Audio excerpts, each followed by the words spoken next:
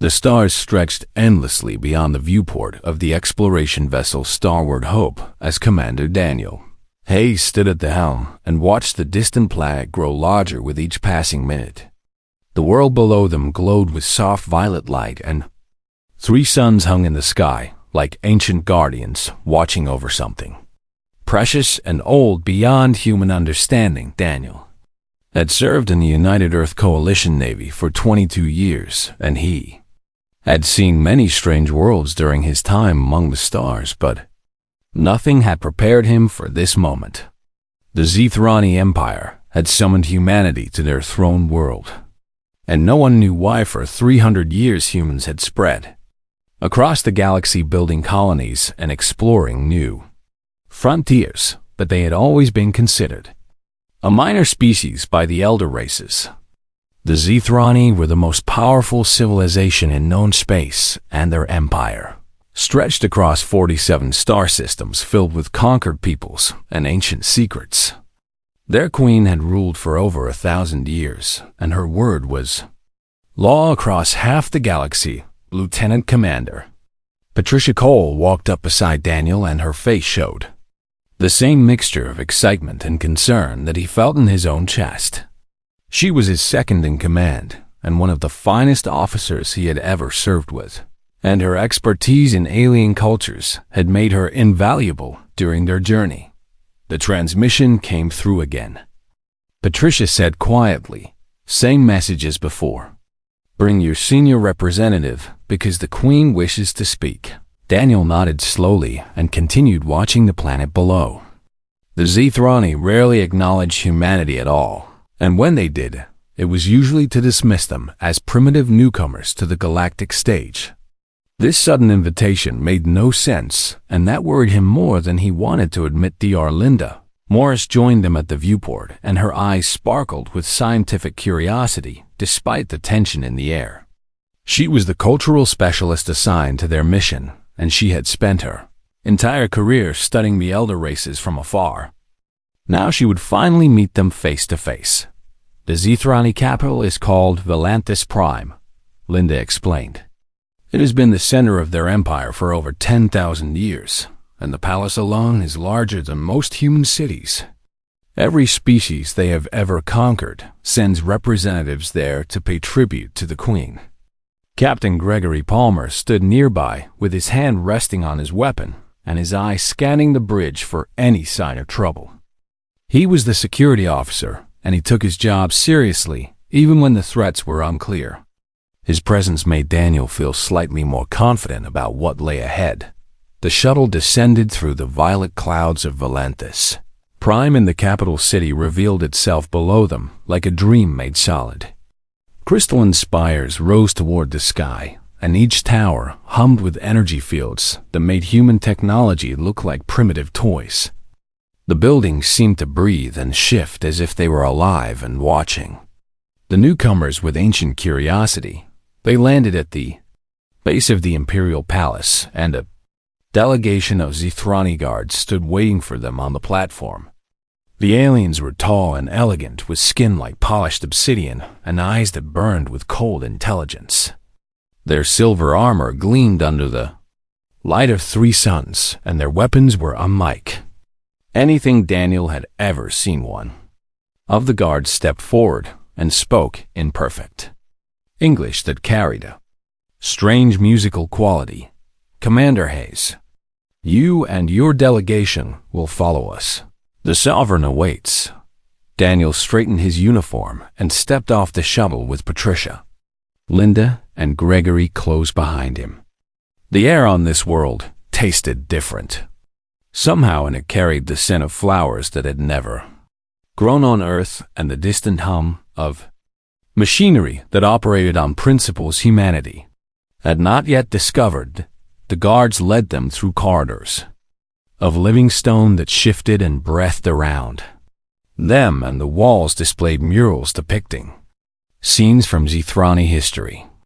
Daniel saw images of conquest and expansion, showing the Zithrani bringing order to chaos across the galaxy. Every species in the murals was shown kneeling or submitting or fleeing before the Might of the Empire Linda walked beside him and whispered observations about the artwork and the architecture, and the cultural significance of each symbol they passed. Her knowledge was impressive, but Daniel could see that even she was overwhelmed by the scale and age of everything around them there. The end of the corridor, Daniel noticed one mural that was different from all the others. It showed a planet burning in the darkness of space, surrounded by ships unlike any in the other images. The vessels were twisted and wrong somehow, and looking at them made Daniel feel cold inside, even though he could not explain why the Zithrani guides hurried past that particular mural without saying a word, and their pace increased as if they wanted to leave that section of the corridor behind as quickly as possible. Daniel filed the observation away in his mind and decided to ask about it later if he got the chance. Gregory leaned close and spoke quietly so only Daniel could hear. "Something about this feels wrong, Commander. They are nervous about something, and it is not us." Daniel agreed, but he kept his expression neutral and continued following their guides deeper into the palace. The corridors grew wider and more ornate as they progressed, and the number of Zithrani they encountered increased with each passing minute. Nobles in flowing robes stopped to stare at the humans, and their expressions ranged from curiosity to contempt to something Daniel could not identify. Finally, they reached a massive door made of material that seemed to absorb light itself, and the guards stopped and turned to face the human delegation. The leader of the guards spoke again in that musical voice. "Beyond this door is the throne room of Sovereign HFY. You will walk to the designated position and wait for the Queen to address you. Do not speak unless spoken to, and do not approach the throne unless invited. These rules exist for your protection as much as for protocol." Daniel nodded and took a deep breath and prepared himself for whatever waited on the other side of that door. Patricia stood beside him with her hands clasped behind her back and her face showing nothing but calm professionalism. Linda clutched her data tablet and tried to hide her trembling fingers. Gregory stood ready for anything with his eyes sharp and his body tense. Doors began to open slowly and light spilled out from the throne room beyond, and Daniel Hayes stepped forward into a moment that would change the course of human history forever. He did not know it yet, but the name he carried had been waiting 3,000 years to be spoken in this place, and the silence that would follow would echo across the stars. The throne room of Sovereign HFY was designed to make visitors feel like insects standing before a god, and it succeeded completely in that purpose. The ceiling rose so high above them that it disappeared into artificial clouds that drifted slowly across an indoor sky. The floor beneath their feet was transparent and revealed an endless void of stars spinning slowly in the darkness below, as if the entire room floated in the heart of space itself. Daniel stepped forward carefully and tried not to look down at the infinity beneath his boots. Patricia walked beside him with her jaw set and her eyes fixed straight ahead. Behind them, Linda gasped softly at the impossible architecture while Gregory scanned the room for threats with practiced efficiencies. Thousands of Zithrani nobles filled the chamber on both sides of the long walkway that led to the throne. They stood in perfect formations, wearing robes of every color, and their obsidian faces turned to watch the humans with expressions that ranged from contempt to curiosity to something ancient and unreadable. Among them stood representatives from dozens of other species that had been conquered by the Empire, and these aliens watched the humans with particular interest. The walk to the throne seemed to take forever, and Daniel felt every eye in the room tracking his movements and judging his worth. The distance was designed to intimidate, and it worked perfectly because by the time they reached the designated position, his legs ached and his pride had been thoroughly humbled. Queen HFY sat upon a throne carved from the heart of a dying star, and her Presence dominated the room like gravity dominated a planet. She stood 3 meters tall with skin like polished obsidian that seemed to absorb light and eyes that burned with cold. Intelligence accumulated over 1,000 years of absolute rule. Her robes flowed around her like liquid shadow, and a crown of crystallized energy floated above her head, casting strange reflections across her ancient face. Daniel stopped at the designated distance and bowed his head slightly in the manner that protocol demanded. Not too deep, because that would show weakness, but not too shallow because that would show disrespect.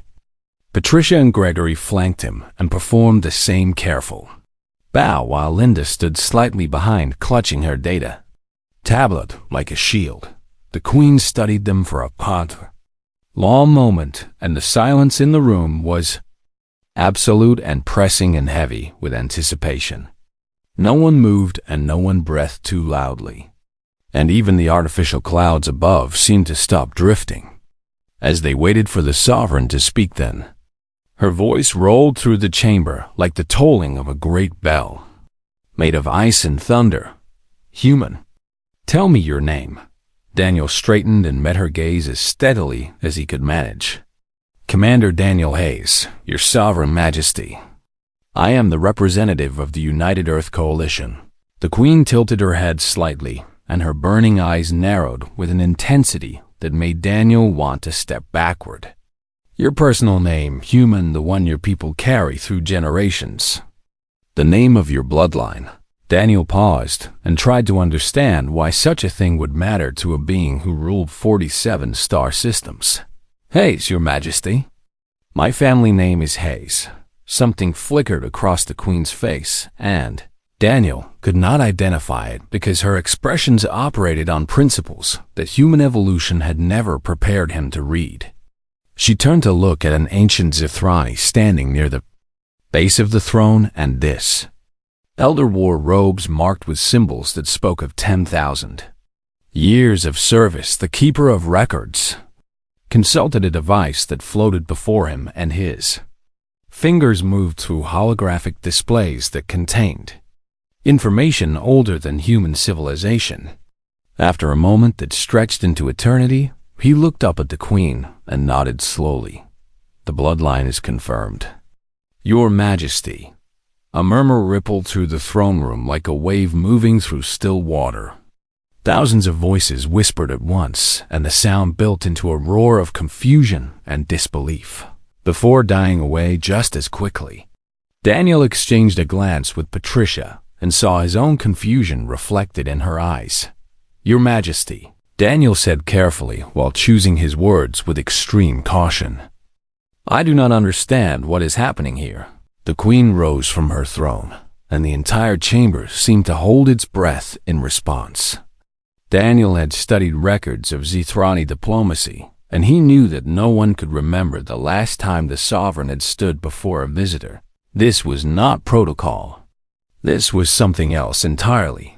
Queen Alethvire descended the first step of her throne, and her movement was graceful and terrible like a predator approaching prey, except there was no hunger in her eyes. There was something else, and Daniel still could not identify it, but it made his heart beat faster with an emotion that was not quite fear. 3,000 years ago, the Queen said, and her voice carried to every corner of the vast chamber. The Zithrani faced extinction. Another murmur swept through the nobles, but this one was different, and Daniel heard fear in it and old pain and memories that had been buried for millennia. Some of the aliens looked away, and others closed their eyes, and the representatives of conquered species watched with sudden intense interest. "We do not speak of those days," the Queen continued while descending another step. "It is forbidden to mention the void war in our histories, and our children are not taught what happened because the shame and the terror would break them. But you must understand what was done, and you must know why you stand here before me now." She gestured with one long, elegant hand, and the air shimmered and twisted, and a holographic display materialized in the space between the throne and the human delegation. The image showed a galaxy in flames and ships of impossible design tearing through Zethrani fleets like a blade through silk.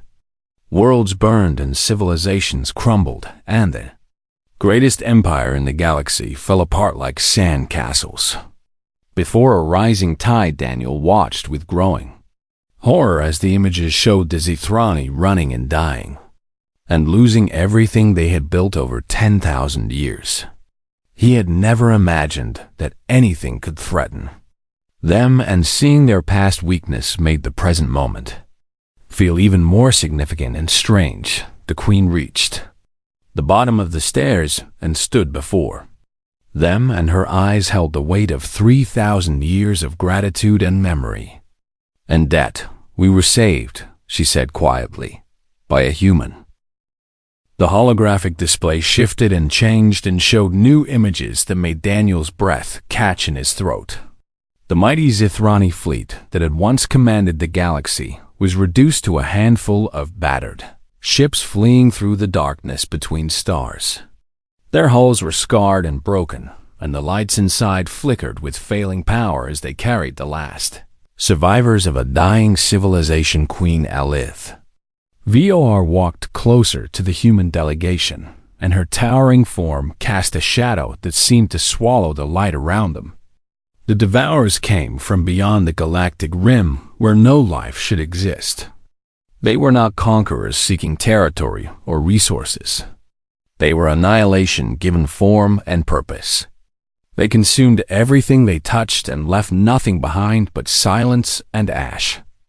The images showed those terrible ships again, and Daniel forced himself to look at them, even though something in his mind screamed at him to turn away.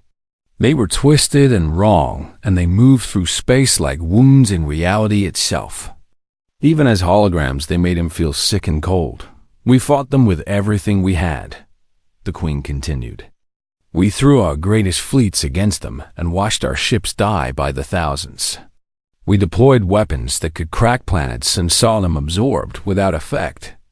We called upon our allies and our subjects and watched them fall beside us. Nothing worked. Nothing even slowed them down." Patricia stepped slightly closer to Daniel, and he could see tears forming in her eyes as she watched the destruction of a civilization that had seemed invincible. Linda had stopped taking notes and simply stared at the images with her mouth slightly open. Gregory stood rigid, and his hand had moved away from his weapon because there was nothing here to fight except the ghosts of ancient history. "Our last fleet gathered at the edge of a young and unremarkable star system," the Queen said.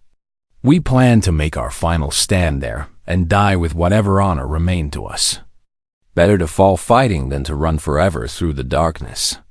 Better to end as warriors than as refugees." The hologram shifted again and showed a small blue world spinning peacefully in the light of a yellow sun. Primitive satellites orbited it, and radio waves leaked into space, carrying signals that were barely more advanced than static. Daniel recognized it immediately, and his heart began to pound with sudden realization. Earth. The image showed Earth as it had been 3,000 years ago, when humanity was just beginning to reach beyond their own atmosphere and dream of touching the stars. "Your ancestors lived on that world," the Queen said. "They were primitive beyond measure, and their technology was laughable compared to the least of our achievements. They had barely reached their own moon, and their ships were fragile things held together by hope and courage, more than engineering. By every reasonable standard, they were nothing." She paused, and the silence in the throne room pressed down on everyone present like a physical weight. The nobles watched with expressions that Daniel now recognized as reverence, and the other species present leaned forward with desperate curiosity. "But when our damaged fleet arrived in that system," the Queen continued, "one of their vessels approached us, a single tiny spacecraft that could barely survive beyond its own planet's gravity, while came flying toward our warships without fear or hesitation." The hologram showed it clearly, and Daniel felt his chest tighten with emotion. A crude spacecraft that looked like something from a museum. Exhibit moved toward the massive Zithrani vessels like a child approaching giants. It should have been destroyed instantly or ignored completely, but instead the refugee fleet stopped and waited. A human transmitted a message to us, the Queen said. She spoke in a language we did not understand, using technology so primitive we almost missed it. But we listened and we translated her words, and what she said changed everything. The Queen gestured and a voice filled the throne room, speaking in English. That was 3,000 years old, but still recognizable. This is astronaut Catherine Hayes of Earth. I do not know who you are or where you come from, but I can see that you are hurt and afraid. We have detected other ships following you, and they do not look friendly. I cannot offer you weapons or warriors, but I can offer you something else. I know a place where you can hide. Daniel felt his legs go weak beneath him, and he would have fallen if Patricia had not grabbed his arm and steadied him. Catherine Hayes. The name echoed in his mind like thunder, and memories surfaced. From his childhood of stories, his grandmother had told him about a distant ancestor who had been lost among the stars. She gave us coordinates to a hidden nebula that your primitive astronomers had discovered by accident, the Queen said. A place where the energy fields would mask our presence and the devourers could not find us. She had no reason to help us. We were strangers from beyond her sky, and we could have been enemies as easily as friends. But she reached out anyway, because that is what humans do. The Keeper of Records spoke up in a voice that trembled with age and emotion. The records show that Catherine Hayes guided our fleet to the nebula herself. She flew that tiny ship ahead of us and led us through the dangerous passages that even our sensors could not navigate safely. It took 17 days, and she never slept, and she nearly died from exhaustion, but she refused to stop until every Zithrani ship was hidden. The Queen nodded slowly, and her burning eyes fixed on Daniel with an intensity that made him feel like she was looking through him to something beyond. We hid in that nebula for 200 years. We rebuilt our ships and recovered our strength and raised new generations who knew nothing of the war, except that we had survived. When we finally emerged, we hunted the devourers across the galaxy and destroyed them utterly. But we never forgot what had been done for us. She reached out and lifted Daniel's chin with one long, elegant finger and forced him to meet her gaze directly. That human's name was Catherine Hayes, and you carry her blood in your veins.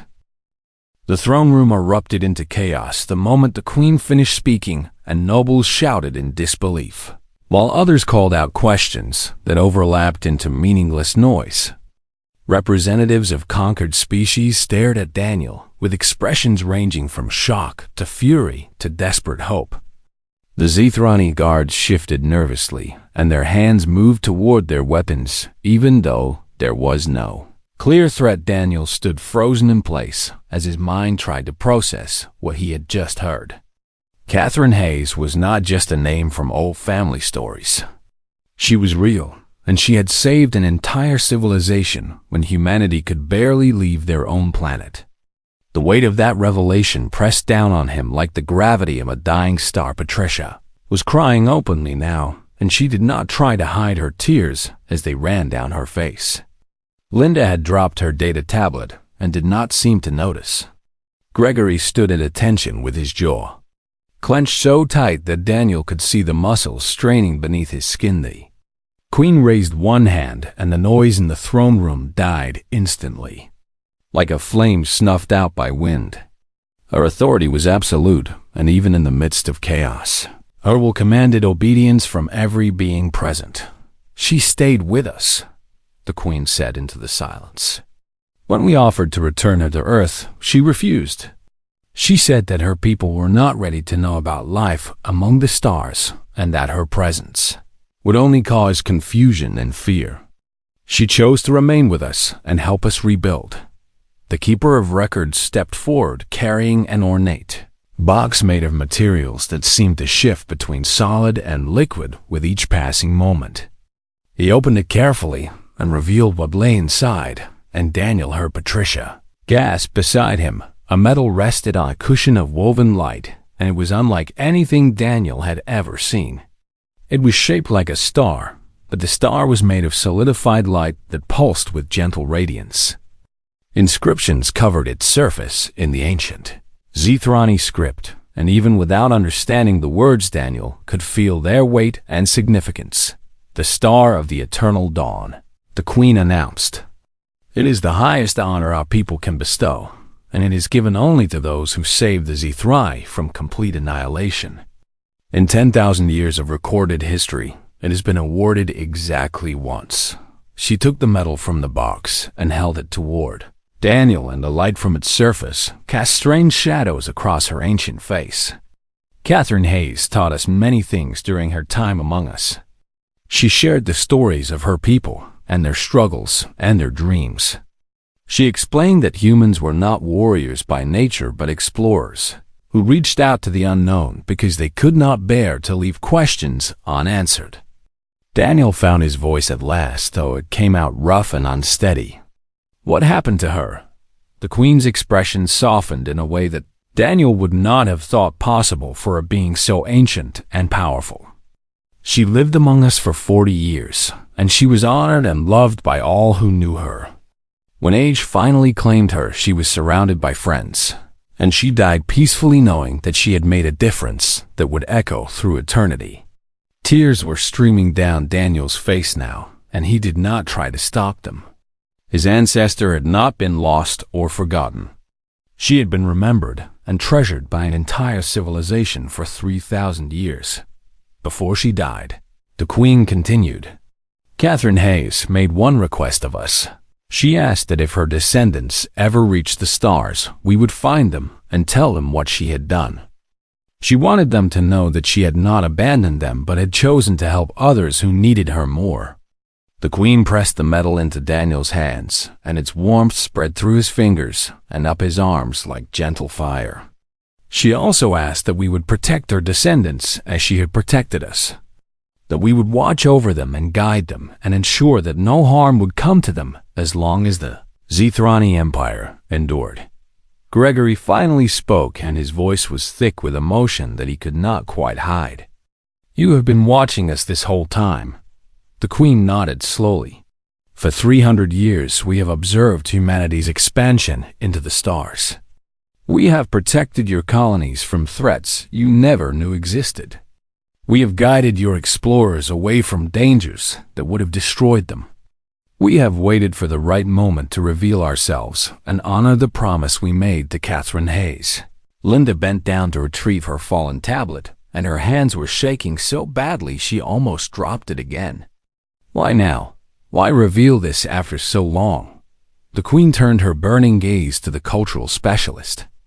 "Because Daniel Hayes has risen to a position of significance among his people. Because he carries the blood of our Savior in his veins. Because the time has come for humanity to take its rightful place among the elder races of this galaxy." She turned back to Daniel, and her towering form seemed to fill his entire field of vision. "You asked me earlier what was happening here. Now you understand. You are not a minor species come to pay tribute to a greater power. You are the descendants of the woman who saved us all. And we will honor that debt for as long as the stars continue to burn." The nobles in the throne room began to kneel one by one, and the sound of their robes rustling against the transparent floor filled the chamber like whispered prayers. Representatives of conquered species watched with wide eyes as the proudest beings in the galaxy bowed before a single human holding a medal made of light. Daniel looked down at the Star of the Eternal Dawn in his hands and felt the weight of 3,000 years of gratitude pressing against his palms. His grandmother's stories had not been legends or myths. They had been the truth waiting patiently to be remembered. Queen HFY turned to face the assembled nobles and representatives, and her voice rang through the throne room with the authority of 1,000 years of absolute rule. The words she spoke next would reshape the political landscape of the entire galaxy, and everyone present knew they were witnessing history being made. Let it be known throughout the Empire, and beyond its borders to every corner of explored space, the Queen declared. Humanity is not a minor species to be tolerated or dismissed. From this moment forward, they are the sacred kindred of the Zithrani, and their words carry the same weight as our own. The holographic displays that had shown the ancient history now shifted to show the Queen's image broadcasting across her empire. Every world under Zithrani control was receiving this message, and billions of beings were watching and listening as their sovereign spoke. Any who harm humanity will answer to me personally, she continued. Any who threaten their worlds or their people threaten the throne itself. Their enemies are our enemies and their friends are our friends. This is the will of the sovereign spoken before the stars and binding for all eternity. The nobles who had been kneeling pressed their foreheads to the transparent floor in the deepest gesture of submission that Zithrani culture allowed. Daniel watched in stunned silence as beings who had conquered worlds and commanded fleets humbled themselves before him. Patricia had stopped crying and was frantically composing a message on her communicator. Her fingers moved across the screen with desperate speed as she tried to capture every detail of what was happening. This report would change human history, and she knew that every word had to be perfect. Gregory had finally relaxed his rigid posture, and Daniel could see moisture glistening in the corners of his eyes. The security officer who had faced danger without flinching was overwhelmed by the magnitude of what they had witnessed. Linda was recording everything with her tablet, and her voice whispered observations and analysis that would form the foundation of a new field of study. The cultural implications of this moment would take generations to fully understand. Daniel found his voice and spoke carefully because he understood that his words would echo through history, just as the Queen's had. Your Majesty, I am grateful beyond any words I know how to speak. But I must tell you that humanity does not seek to rule or dominate others. We only wish to find our place among the stars and to learn and grow alongside the other peoples of this galaxy. The Queen smiled, and the expression transformed her ancient face into something almost warm. Catherine said the same thing when we offered her power and position among us. She said that humans were not conquerors by nature, but dreamers who reached out to connect rather than to control. I did not fully believe her then. She gestured at the kneeling nobles and the representatives watching from the edges of the chamber. I believe her now. 300 years of watching your species has shown me that she spoke the truth. You are builders and healers and explorers, and you reach out your hands in friendship before you reach for weapons. The Queen extended her hand toward Daniel in a gesture that he recognized from ancient human customs, and he realized that Catherine must have taught it to her long ago. It was a handshake offered between equals, and seeing it from a being who ruled 47 star systems made his heart swell with pride for his ancestor. Rise, the Queen commanded, and her voice carried to the nobles still pressed against the floor. All of you rise and witness this moment. Daniel Hayes is not a subject, and he is not a servant, and he does not kneel before this throne. He is a friend and an equal, and today marks the beginning of something new. Daniel took her hand and felt the cool strength of her grip and the weight of 3,000 years of history, connecting them across the vastness of time. Behind him, he heard Patricia finish her message and send it racing across the stars toward Earth. The nobles rose from the floor and began to applaud, and the sound built like thunder rolling through mountains. Representatives of conquered species looked at the humans with new eyes filled with hope and calculation and respect. Some of them were already thinking about what this change might mean for their own peoples. The Keeper of Records spoke in a voice that carried the gravity of his ancient office. Let it be entered into the eternal chronicle. The debt of Catherine Hayes is acknowledged and honored. The children of Earth walk among us as equals, and their friendship is treasured above conquest. Daniel looked down at the star of the eternal dawn, still clutched in his hands, and thought about his ancestor flying that tiny ship through the darkness to guide strangers to safety. She had been alone and afraid in operating technology that was laughably primitive compared to the beings she was helping. But she had done it anyway because she saw people in need and could not turn away. That was what it meant to be human. That was the legacy she had left for her descendants to carry forward. Not weapons or empires or the power to destroy, but the simple, stubborn courage to help others even when it seemed impossible. Gregory stepped forward and stood at attention before the Queen. "Your Majesty, on behalf of the United Earth Coalition military forces, I pledge that we will honor the alliance you have offered. Your enemies will find no shelter among us, and your friends will always be welcome in our space." Patricia moved to stand beside him. "The diplomatic corps of humanity will work to strengthen the bonds between our peoples. What Catherine Hayes began alone, we will continue together." Linda stepped forward as well. "And our scientists and scholars will learn everything we can about your culture and history so that we may understand each other better with each passing year." The Queen looked at the four humans standing before her, and her burning eyes held something that Daniel finally recognized. It was love of a sort that transcended species and time and the boundaries of individual lives. It was the love that Catherine Hayes had earned through her sacrifice and that her descendants had inherited simply by existing. "Go back to your people," the Queen said gently. "Tell them what you have learned here today. Tell them that they are not alone in the darkness between stars and that they have friends who will stand beside them through whatever challenges await. Tell them that the name Hayes will be remembered as long as Zithrani draw breath." Daniel bowed his head one final time, and this bow was not the careful diplomatic gesture he had offered before. This was genuine respect, freely given to a being who had kept faith with his ancestor for 30 centuries. "We will tell them," he promised, "and we will make sure that the friendship between our peoples grows stronger with each generation. Catherine Hayes saved your empire. Let her descendants help you build something even greater."